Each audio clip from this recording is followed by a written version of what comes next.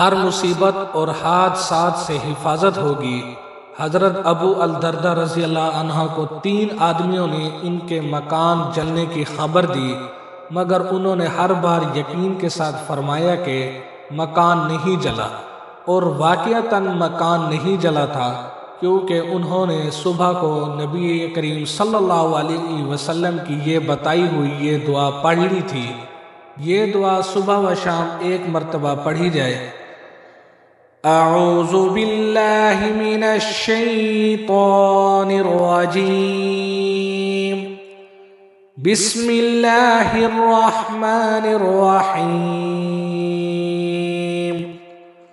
اللہم انت ربی لا الہ الا انت علیک توکلت وانت رب العرش الکریم، ما شاء اللہ کان وما لم یشع لم یکن ولا حول ولا قوة الا باللہ، اعلم ان اللہ علی کل شیء قدیر، وان اللہ قد احاط بكل شیء علما،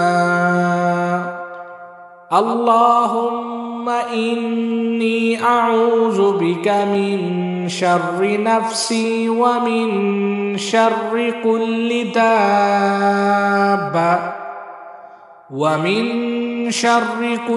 دابة أنت آخذ بناصيتها،